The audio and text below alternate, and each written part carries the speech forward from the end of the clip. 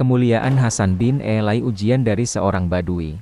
Pada suatu sore yang tenang di kota Madinah, ketika matahari mulai merunduk di balik atap rumah-rumah rendah yang bersahaja, seorang pemuda sedang duduk di depan pintu rumahnya. Ia adalah Hasan bin Elai bin Abi Thalib. Bukan orang biasa, ia adalah cucu dari Rasulullah Muhammad Sallallahu Alaihi Wasallam. Wajahnya berseri, hatinya lembut, dan tutur katanya menyejukkan. Ia dikenal sebagai salah satu manusia yang paling mirip akhlaknya dengan sang kakek, Rasulullah. Di sore itu, ia sedang duduk diam, merenung, mungkin menikmati hembusan angin lembut yang membawa aroma damai kota suci. Tiba-tiba, suara langkah kaki terdengar mendekat. Seorang pemuda Arab Badui muncul. Bajunya berdebu, wajahnya keras, dan sorot matanya penuh amarah.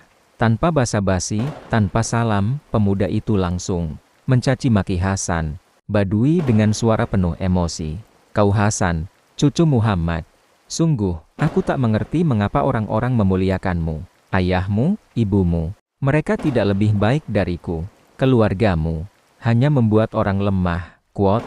Kata-kata itu tajam, menyakitkan, bahkan bisa membuat orang biasa murka, meluap, membalas. Namun tidak bagi Hasan bin Elai. Ia hanya diam. Matanya menatap tenang.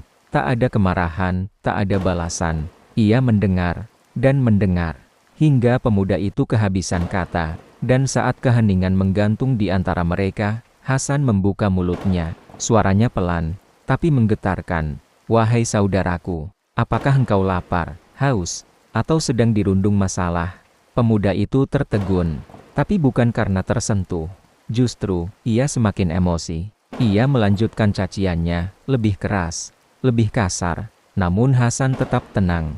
Ia memanggil pelayannya, dan menyuruh untuk membawakan sejumlah uang perak. Lalu, ia serahkan uang itu kepada pemuda Badui itu.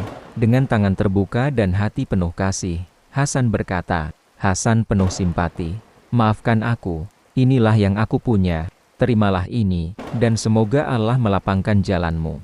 Seketika, dunia berhenti berputar bagi si pemuda Badui. Hatinya luluh. Kata-kata kasar yang tadi meluncur tanpa kendali, kini berganti dengan isak tangis. Ia jatuh bersujud di kaki Hasan. Badui menangis, "Wahai cucu Rasulullah, maafkan aku, ampunilah aku.